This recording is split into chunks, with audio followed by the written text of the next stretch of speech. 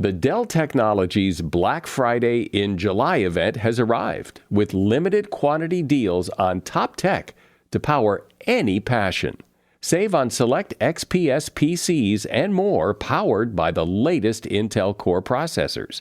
Plus, get savings on select monitors and accessories, free shipping, and monthly payment options with Dell Preferred Account. Save today by calling 877-ASK-DELL. That's 877-ASK-DELL.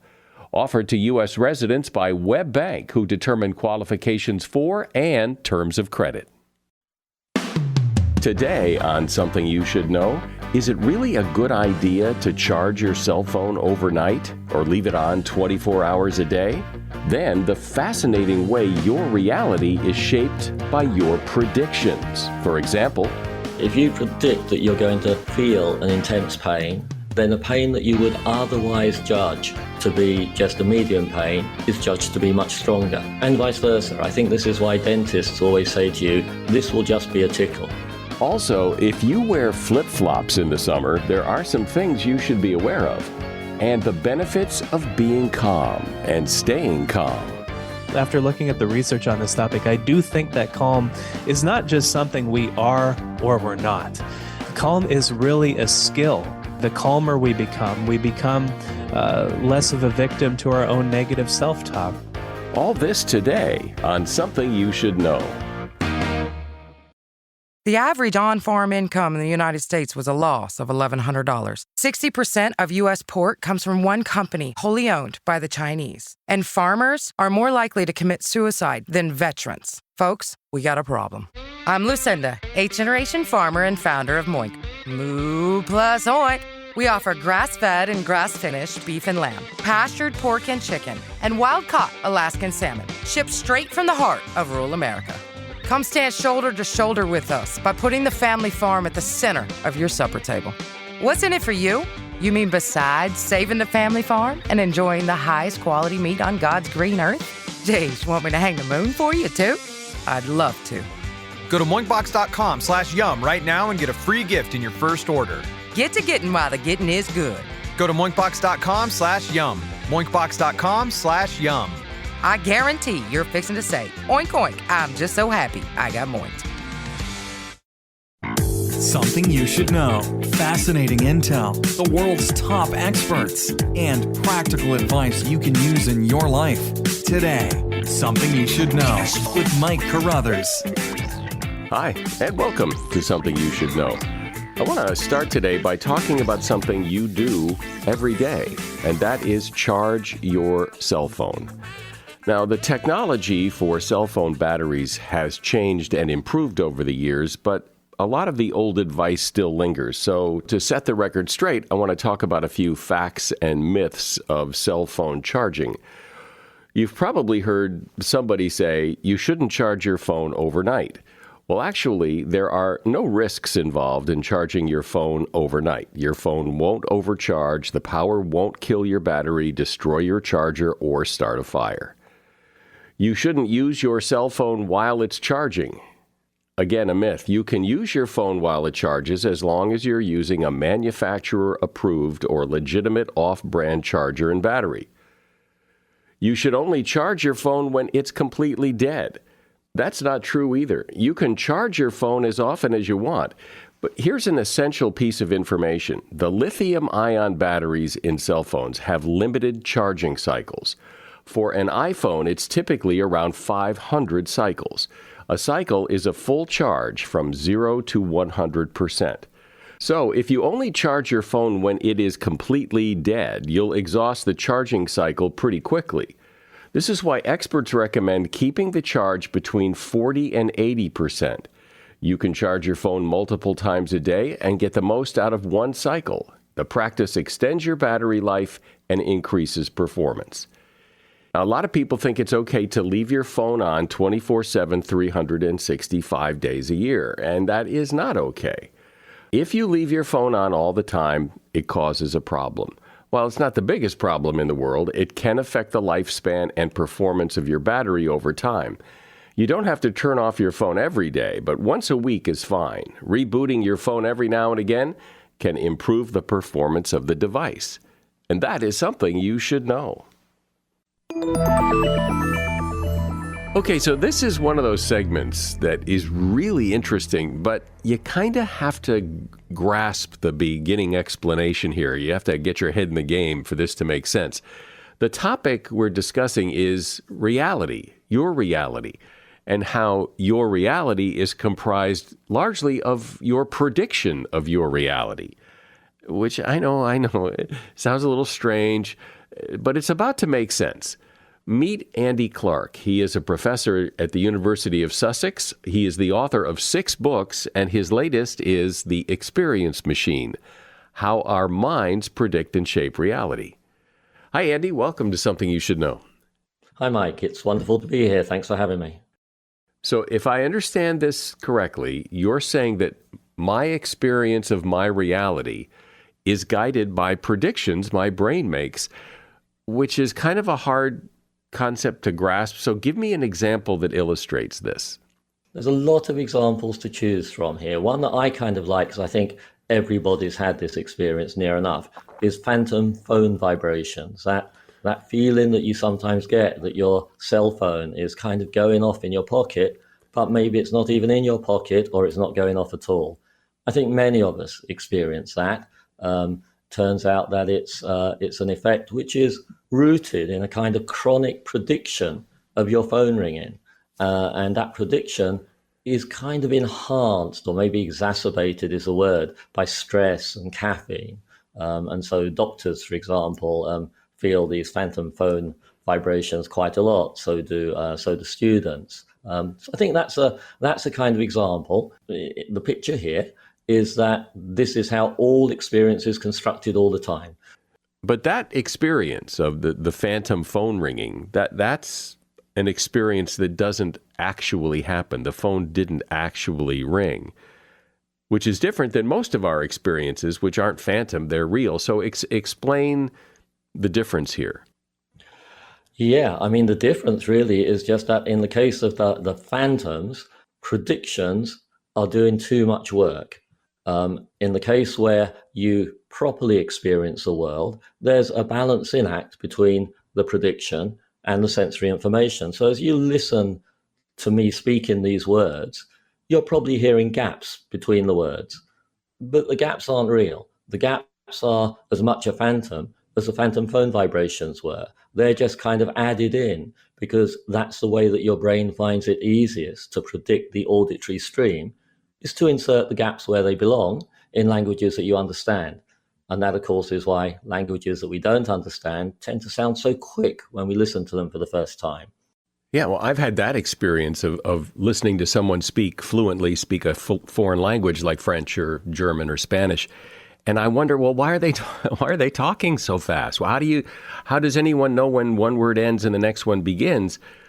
But people who listen to me talk in English who don't speak English probably wonder the same thing, because the spaces between the words aren't really there.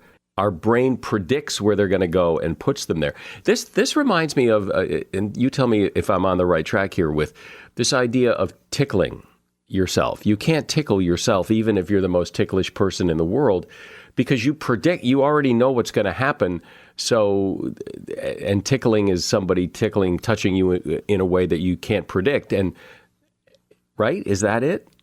Yeah, that's a nice example, bringing action into the picture in that way.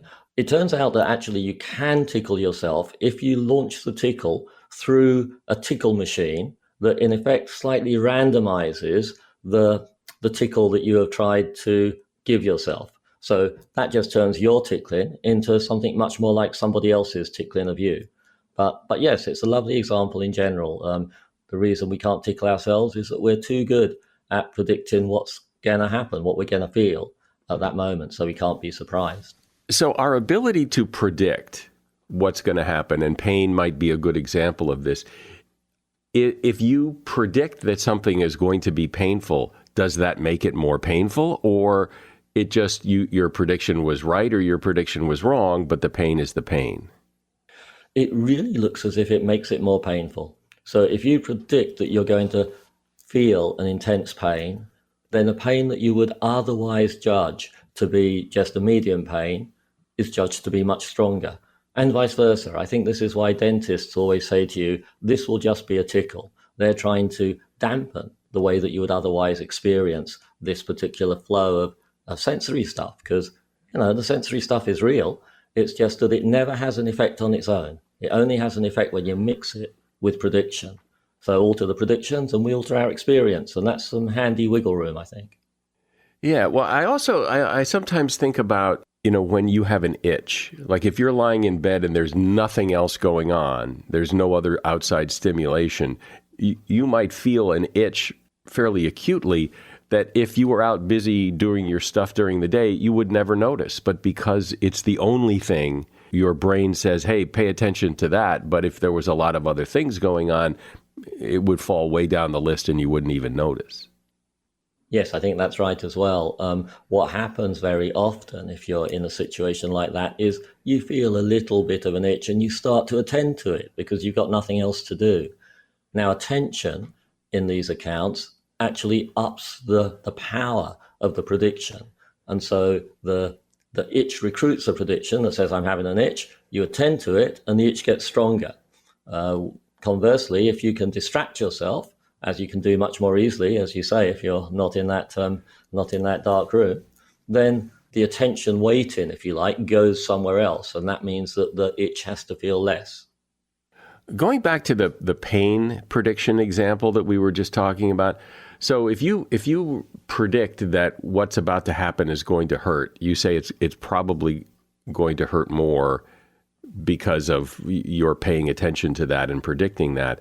But can you see that coming and say, this isn't going to hurt at all, or just the fact that you're paying attention to it will make it hurt more? Right on all counts. Attending to it will make it hurt more unless you attend to it in a very special way, where you're not attending to the painfulness of it, but you're attending to the details of the feeling without framing them as pain. And that actually is a way of distracting yourself.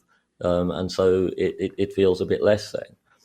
In general, you can't make yourself experience anything just by predicting it.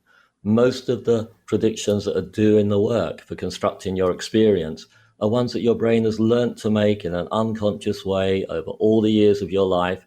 Some of them are evolutionarily very important, like responding to painful stimuli that are in effect saying, you better stop doing this or you'll hurt yourself some more. So because that's also deeply ingrained, there's a limit, quite a strong limit, to what we can do at that very top level just by changing what I consciously say I predict. Right, because if somebody is about to punch you in the mouth, your brain is going to predict this is going to hurt. And even if you could somehow say, this is going to feel spectacular, it's never going to feel spectacular. You can't go that far.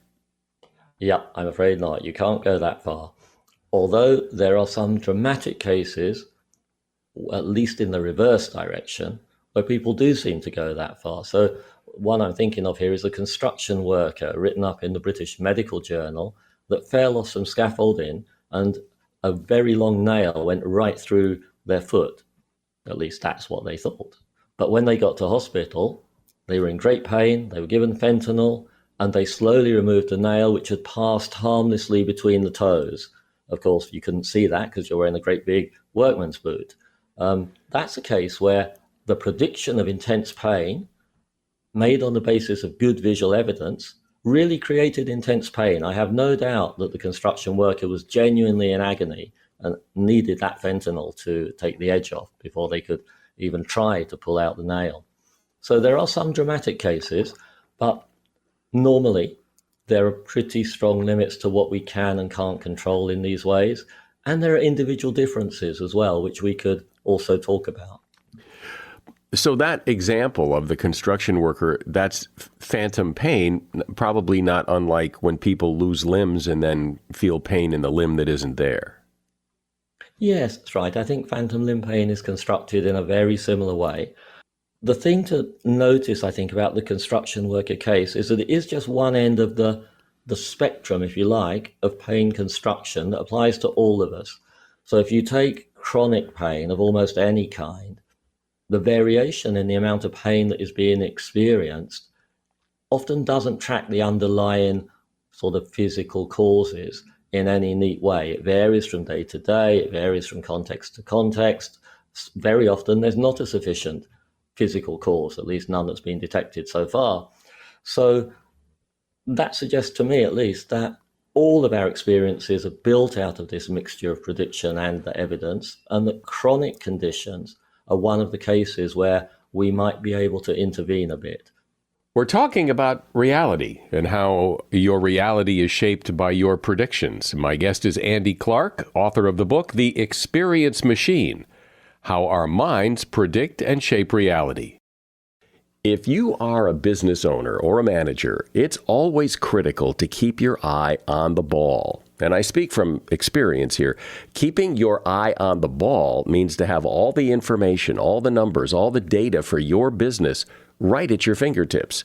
And NetSuite gives you the visibility and control you need to make better decisions faster. And for the first time in NetSuite's 25-year history as the #1 cloud financial system, you can now defer payments of a full NetSuite implementation for 6 months. That's no payment, no interest for 6 months. And you can take advantage of this special financing offer today. NetSuite is #1 because they give your business everything you need in real time, all in one place, to help you reduce manual processes, boost efficiency, build accurate forecasts, and increase productivity across every department. And without that, I'm telling you, you're flying blind.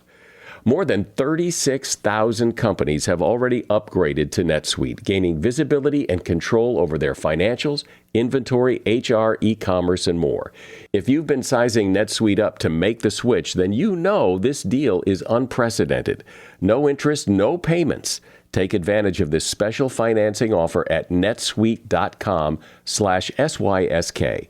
netsuite.com/SYSK to get the visibility and control you need to weather any storm. netsuite.com/SYSK. Are you currently enjoying the show on the Stitcher app? Then you need to know Stitcher is going away on August 29th. Yep, going away, as in kaput, gone, dead. Rest in peace, Stitcher, and thanks for 15 years of service to the podcast community. So switch to another podcast app and follow this show there. Apple, Spotify, or wherever you listen. So, Andy, so far we've been talking mostly about the sense of the feeling, pain and that kind of thing. But what about the other senses? Yes, the other senses work in just the same way. And in fact, they are the ones that were understood first. So the sense of pain, for example, seems to have been understood later. And it's what you might call an inward-looking sense. It's looking at signals coming from your own body rather than signals coming at you from the external world. That's what's going on in the case of sight, sound. In the case of sight, a nice example of the role of prediction there is that if you went out and purchased a joke shop mask, you turned the concave side, the hollow side, if you like, towards you. You put a light behind that mask and you retire to about 4 foot away. It will look to you as if you're seeing a convex face. It will look as if the nose is sticking out and the face has a normal convex contour. This is because the brain has learned that faces are nearly always, in its experience, more or less always, convex. And so those predictions of convexity actually trump a lot of the genuine visual information that would be otherwise telling your brain, hey, that's a concave shape that you're seeing there. So that's a case in vision, in audition. We did mention one earlier where you hear the gaps between the words, where those gaps aren't really there. They're kind of inserted by the brain because that's the way it finds it easiest to predict the sensory stream. You could also look at those things that the cases you hear on the web. I don't know if you or your readers, listeners have come across the green needle brainstorm experiences. But if you put that into Google, you will get a little sound file where if you're looking at the words green needle, it will sound like green needle. And if you're looking at the words brainstorm, it will sound exactly like brainstorm. And yet it's exactly the same sound file. All you're doing is you're changing the predictions, and this reveals, in this case, the extent to which they're sculpting your experience. What about that case of, that was on the internet of that dress, and some people saw it one color and other people saw it another color? Is that part of this? That falls into place very neatly too, and it falls into place with a nice little twist at the end. So the typical vision science kind of account there, which is right as far as it goes, is that the people that see it one way are making different assumptions about where the light is coming from than the people that see it the other way. That seems to be true. What a team at New York University went on to show is that this correlates rather well with whether you're a lark or an owl, with whether you are one of those people that sees an awful lot of things in the morning versus people that see a lot of things under artificial light at night. And so your individual life history there has kind of set you up to make different assumptions about the lighting that then show through in such a dramatic way in the case of the dress. But my bet is that these differences are there in all kinds of experiences too, and it's just every now and again we get a dramatic enough case to polarize opinion. It seems like the concept of self-fulfilling prophecy is all wrapped up in what you're saying, that, if you expect something to hurt, it's going to hurt more. If you say, for example, I'm not very artistic, well, then it seems like that will fulfill itself. Then you won't be able to draw as well as the other people in the room because you don't expect it. You're not predicting that you can draw it well, so you don't draw it well. Yes, exactly. And there's a lot of self-fulfilling prophecies in these predictive processing accounts. Motor control, action, is actually all about self-fulfilling prophecy. You predict the way that it's going to feel as you perform the action. You get rid of the errors with respect to that. And oddly enough, that's the way of your brain controlling the action. And I think that's why sports science, nowadays at least, focuses an awful lot on getting you to know what it feels like if you're doing it right, rather than just telling you, oh, you need to move this bit this way and this other bit this other way. So other than this being really interesting, is there any lesson here or any advice or anything knowing what you can do differently than other people? Or is this just a fascinating area of research? And clearly it is, but it's not much more than that. I actually think it's got lots of applications, and those applications include cases where you can take action. So, the take-home message would be careful what you predict, because your predictions will help structure your own experiences. Just be aware that what your brain has come to expect over its lifetime is actually playing a big role in what you get as far as experience is concerned. But in the case of your very first example of the phantom phone ringing in your pocket, you say that perhaps that's stress. I've always thought that it's if you're expecting someone to text you or call you, that it seems more likely to happen. But that's just my guess and my experience, that if I'm not expecting somebody, then it seems like it doesn't happen. But it does happen. You're right that if you're expecting a call, particularly if you're expecting an important call, then that will make a big difference to the extent to which you get these phantom effects, because you're then attending in a sort of gentle way all the time. And that means that you're upping the value of what might be otherwise totally innocent little ordinary fluctuations in how your body's feeling. But because you're upping the value of everything like that, you turn those from whole cloth, if you like, into the feeling of a phone going off in your pocket. So something else has to be going on here, because when you get a phantom phone ring, it's not because you're thinking about getting a phantom phone ring. It happens while you're not thinking about it. If you try to predict, you try to make your phone ring, phantom ring, like magic, you can't. You can't predict it consciously. It has to be subconsciously. Yeah, this is probably because the predictions involved are occurring at all these different levels, and they're not all conscious. In fact, the conscious predictions are just a little tiny bit of this big iceberg. And because you can't alter all those other ones by trying, then trying will often actually make things go wrong. You can't systematically alter them, but you can kind of mess them around a bit, like people do when they're attending really hard when they're trying to make a putt, on the golf course. And what they do then is they just mess up everything that their brain already knew about how to generate a good putt. What else about this that we haven't talked about? What else do you find fascinating? Because it like I said at the beginning, it's a little hard to get your head around this, so it's kind of hard to know what to ask you. So I'll just ask you, what else is real interesting about this? One of the things I'm interested in here is the way that perception and action now follow the same broad principles. That's to say, they're just trying to get rid of prediction errors as we go about our business. So if you imagine a tennis player on the court, they're making all kinds of predictions about, their brain's making all these predictions about where the ball's going to be served to, how much force they're going to exert when they swing their arm. All of these things are coming together to enable us to behave in the very world that we perceive. And I think that's a bit of a payoff. It shows how perception and action get into these lovely little cycles together where they each help the other one do its work. This is one of those topics that falls under the category of I didn't even know this was a topic, that this was something that people studied and talked about how our predictions impact our reality. But when you start to dig into it, it's really fascinating.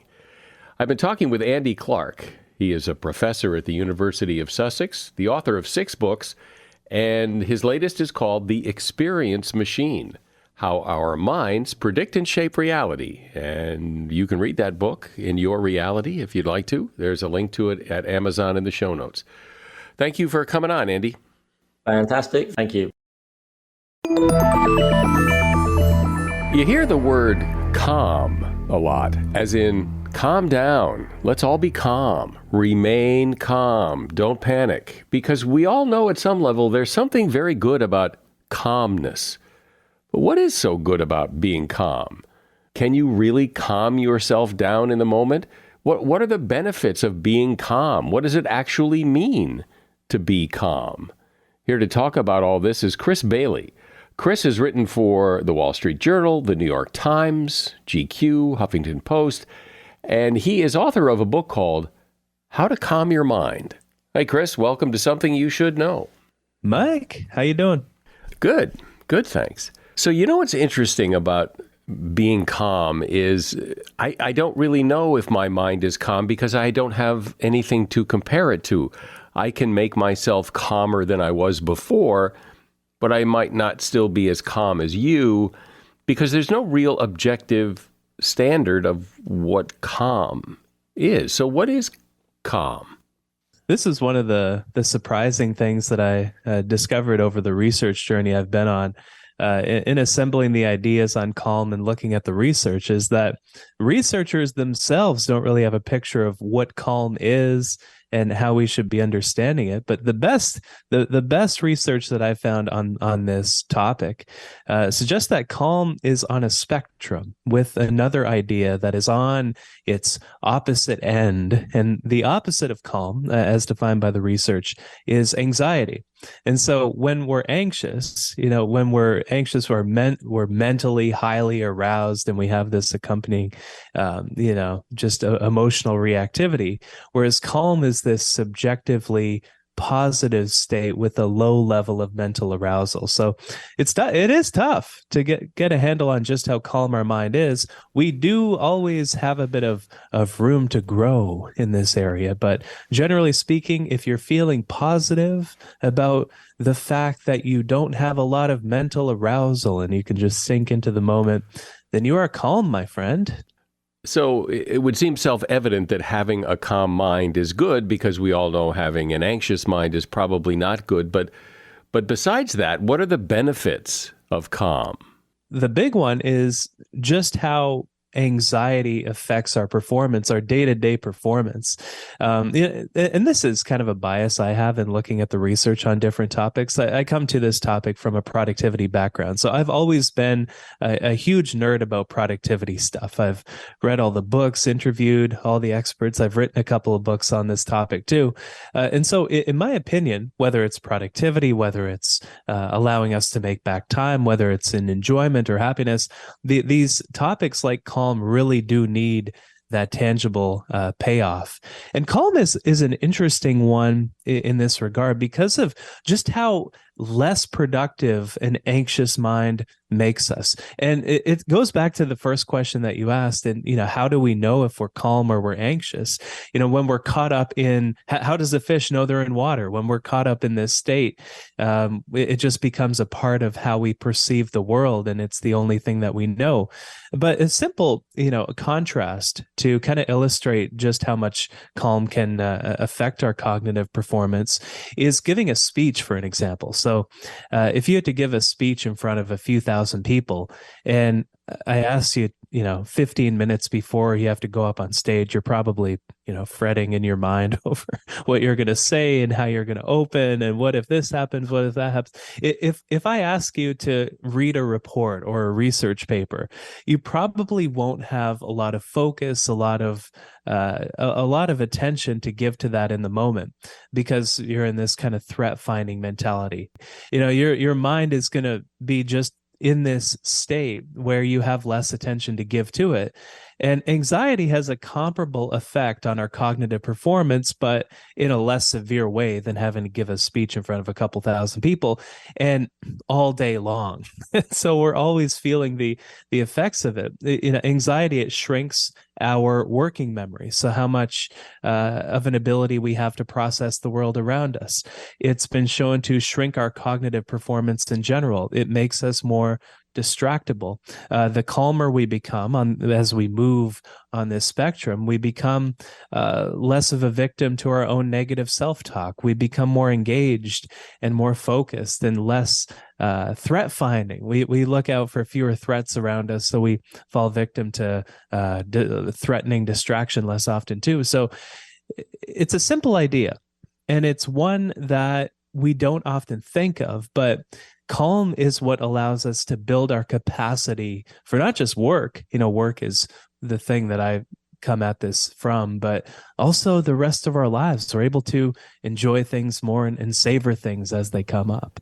You use the phrase invest in a calm mind or invest in calmness. Yeah. What does that mean? How do you invest in this? There are practical, tactical things that we can do each and every day in order to calm our mind. We can, for example, take on a dopamine fast where, the idea of a dopamine fast is a bit of a misnomer. We can't really fast from this essential neurochemical in our lives, but we can remove the most stimulating sources of distraction from our life. We can spend more time in the analog world. We can practice the skill of savoring our lives, which is the process of converting positive experiences into positive emotions. I do think that calm, after looking at the research on this topic, I do think that calm is not just something we are or we're not. Calm is really a skill that we can invest in over time to bring this capacity for presence, for engagement with whatever it is in front of us in the moment. It's really, quite a beautiful thing when you really jump into it. So those things you mentioned a few moments ago about there are some things you can do. Can you please explain those in more detail? Like, how do you do them? If I said to you, okay, I'm going to do those things, how do I do them? One of the most fascinating research fields I think ever encountered is this idea of savoring. And savoring is actually a science. And so there is a science to enjoying experiences more deeply. And researchers, Fred Bryant is perhaps the world's foremost researcher on the subject of savoring. And he defines it as the process of converting positive experiences into positive emotions. And so that's let's deconstruct that for a sec. Because just because you experience something positive does not mean that you will enjoy it or that you'll derive any satisfaction from it. So I'm drinking a delicious jasmine green tea right here. It's my drink of choice. And if I'm kind of, chatting with you, Mike, and the listeners out there, and not really focused on the tea, I'm not savoring that cup of tea, even if it's the best cup of jasmine tea in the world. But if I, step back after the interview, I won't do it now because we're chatting, and just kind of take a sip and really appreciate it completely, I get far more enjoyment out of this cup of tea that's in front of me right here. And that's all savoring is. It's bringing our full presence to a positive experience so that we can derive more satisfaction from it. And we have a different level of ability to savor our lives. Women find it easier than men to savor experiences. I'm not sure why. The research does not point to an idea for that. Wealthier people find it more difficult to savor things than people who are not considered well off. Because this constant, this acquisition mentality that acquiring more often puts us into, it's rooted around dopamine, but it also pulls us out of that present moment. So I think people often find themselves anxious and don't know why, that it just kind of creeps up on them. And so it's kind of hard to solve a problem that you don't understand what it is or how it got there. Yeah, it's so true. And this was the fascinating thing is, I experienced this deep well of anxiety in my own life. I had a panic attack on stage. It was precisely for that reason, because this anxiety was, it was in my life, but I was that fish in water, wasn't really aware that it was until it was too late, until I found myself on stage with, what felt like a dozen marbles in my mouth that I was trying to talk around with this beads of sweat forming on the back of my neck and just wanting to run off the stage and not really look back. And that was kind of the wake up call for me, because I had been investing in self-care strategies up to that point. I was meditating pretty much every day. I thought meditation would be an ultimate cure for anxiety. I was going to the spa with my wife. We were getting pedicures, manicures. Let me tell you, is actually more enjoyable than I thought it would be. And just doing simple things like this for investing in myself. But I found that still with investing in all these strategies, that the stress, the dopamine, this craving of more had the chance to metastasize into this anxiety episode. And it got me to step back and really untangle the different factors of many of which stem from our modern world that we find ourselves in, that leads us to this idea of anxiety. But there are things, I'm sure you could rattle off a few things that we like, that are very tempting and seemingly very satisfying, that are part of our modern world, that really messes this up, that really makes our mind not calm, but still feels satisfying in the moment. A lot of what we tend to are super stimuli throughout the day. So a super stimulus is anything that our ancient mind finds very novel. And so instead of romantic time with a partner, it's some video on the internet that releases more dopamine than that intimacy. Instead of, a nice home cooked meal, it's that Uber Eats delivery that has a ton of salt, sugar, and fat inside of it that's highly processed. Instead of, connecting with somebody over a cup of coffee or over breakfast is my favorite meal to eat out with people, like brunch. It's the best. And instead of a nice brunch with somebody, we trade dopamine hits with them over some app. So dopamine and super stimuli are another factor. And also the third one that I found really helpful to disentangle is our tendency to strive for more at all costs. So we have this mindset of more, which is this set of attitudes that drives us to strive for more, regardless of the context. And it's interesting that when we focus on extrinsic success, the more successful we become, the less success we feel. And also, the more stress that is usually in our life, that also leads to greater anxiety. When it comes to determining how calm you are, or the other end of the scale, how anxious you are, do you think that people are pretty good judges for themselves of where they are on that scale, of just how calm they are? Or is it hard to judge yourself? That's a really, really good question. I don't think we're as cognizant of our level of anxiety as we should be. Not only because we could feel so much better in our own mind by appreciating everyday experiences more, but also because we're leaving a lot of life on the table. The more anxiety pulls us out of experiencing something. And so we can be having a moment with a loved one, and because of our anxious mind, that pulls us out of this conversation that we're having with a cherished member of our family, we might not really be there, even though our body is, our mind isn't. And so I think, one simple heuristic for, understanding how anxious we are is what kind of capacity for presence do you have?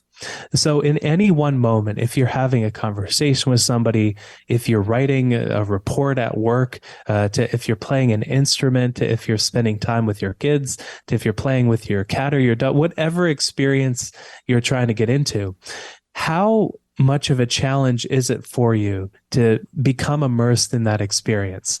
The more of the challenge it is for you, chances are there are things that are pulling you out of that moment, which anxiety tends to do. Anxiety is that kind of squirrel threat finding mode of our mind, where we're highly emotional we have this high level of emotional reactivity. And so we're trying to focus on something, but we still find that we have this restlessness and this want to seek out something that is not what we're currently doing or what we ought to be doing. So I would look to how much of a capacity for presence do you have? How emotionally reactive do you find yourself? Do you find yourself living and working a lot on autopilot mode? That's another cue for anxiety, just that we're being responsive to what comes our way. I think we need contrast in this regard. So if you find calm, even if it's for a few days, and you go back to this anxious state of mind, you'll notice that and you'll want calm again. But you're so right in that we tend to become immersed in the natural state of our mind, not realizing how good things can be and how much capacity for presence, for productivity, just for being with our life and enjoying our life, we're leaving on the table. What's another indicator that maybe you're moving too close to the anxious side of the scale and not the calm side of the scale? Yeah, so burnout is another interesting phenomenon that I think is really worth looking at. So burnout is the ultimate manifestation of chronic stress, and it's traditionally defined as a workplace phenomenon, as defined by Christina Maslach and the World Health Organization. But of course, when we have enough stress in our personal life, that contributes to this burnout phenomenon as well. And burnout was another fascinating area that I found it really interesting to explore, that I encountered a lot of counterintuitive notions from. And there are three attributes that burnout is comprised of. And so we think of burnout as exhaustion, and it is. But exhaustion is only a third of the burnout equation. We actually need three characteristics. Exhaustion is the first one. The second of which is cynicism, where we just we feel as though, what's the point of doing what we're doing? And the third attribute of burnout is inefficacy. And so the less productive we feel, the more likely we are to be burnt out. And we do need all three of those attributes to be qualified as technically burnt out. So exhaustion, cynicism, and inefficacy. And The fascinating thing about these attributes, though, is each of them serves as a sort of tripwire that we're on our way to a full burnout phenomenon. They're kind of stepping stones that are on the way to burnout. There are 6 things in our work that tends to lead to this phenomenon. The first is our workload. So how much work we have on our plate and how much control we have over it. The second is a lack of control with how we do our work, when we do our work, and just the methods through which we work on what's on our plate. The third is insufficient reward. So this goes everything from money, so our salary, our bonuses, our stock options, to social rewards, so getting recognized for the contributions we make, and intrinsic rewards, so how rewarding we find our work. The fourth thing that leads to burnout is a lack of community. And so when we don't have deep relationships with the people that we work with, the fifth is fairness. And so how fairly we feel we're treated and rewarded at work and recognized for our contributions. And the sixth is values. And so when we feel like we're manifesting what we most deeply value as we work, as we live our life, when we feel like we can manifest those values through our actions, that's the process through which meaning is made. And so if you value kindness and you volunteer for an organization, you're going to feel as if that experience is very meaningful to you because you're manifesting that value through action. And these are the 6 areas that burnout tends to metastasize in our work. Well, I know you talk about and you write about the connection between dopamine and novelty and how that figures into this whole idea of being calm. So talk about novelty and dopamine. The more novel something is, the more of a dopamine spike it releases in our mind. And, you mentioned the modern world. One of my favorite kind of little examples of this are our social media feeds. We used to have a chronologically arranged timeline just of people that we followed. But now there are updates from people who are not people that we follow, that we find uniquely interesting and uniquely novel to us. And also, things aren't sorted chronologically anymore. They're sorted with the most delicious morsels of novel content listed first in this list of updates that we keep coming back for more of because we have that dopamine rush. We have that hell yeah feeling inside of our mind that really is just an intense form of anticipation because we never feel as though we truly arrive. And the fascinating thing with dopamine is the more dopamine we get, the more dopamine we want, and the more dopamine we get accustomed to the release of in our mind. And so we crave more distraction. We crave more of accomplishment. We crave more novelty, and we find it difficult to focus. We find it difficult to come down because in the moment we don't want to, but overall we need to, right? That's what makes life worth living is presence. Well, as I said in the beginning, we all have that sense that there's something very good about calm, that being calm is better than not being calm. And it's interesting to hear the research behind why that clearly is true. I've been speaking with Chris Bailey. The name of his book is Calm Your Mind. And if you'd like to check that book out, there's a link to it at Amazon in the show notes. This was fun, Chris. Thanks. Thank you, Mike. That was fun. A few years ago, a document was released called the National Foot Health Assessment. And it said that 78% of us are suffering flip-flop inflicted injuries. Now, the wounds range from the inevitable stub toe when you're wearing flip-flops to blisters, cuts, and punctures. Wearing flip-flops can also lead to misalignment in your stance, causing pain in your knees, hip, and back. And there's also the occasional flip-flop tumble, twisted ankle, or broken bone.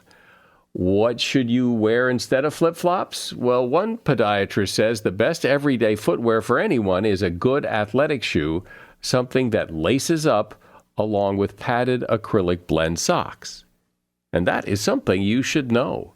One thing I enjoy is reading the reviews that people take the time to write about this podcast. And I would love it if you would do the same. We read every single one and we take them to heart, and it's really appreciated. So wherever you listen, whether it's Apple Podcasts, CastBox, wherever you listen, please leave a rating and review. I'm Mike Carruthers. Thanks for listening today to Something You Should Know. Welcome to Talkville, the ultimate Smallville rewatch podcast. Look, we have a lot of fans. We have a lot of people that watch the show. We have a lot of people that still watch Smallville. They show up to the cons. They're glorious. They're awesome. They're just loyal is the word. I guess I'm proud of the show. So I'm like, come on, man. Smallville. Because now everybody's like, Arrow and this. And these are all great shows. I'm not knocking the shows. I'm just saying, don't you remember us before the social media? I want to be a meme. Meme. Catch up with season 1 or start season 2 on YouTube or wherever you listen.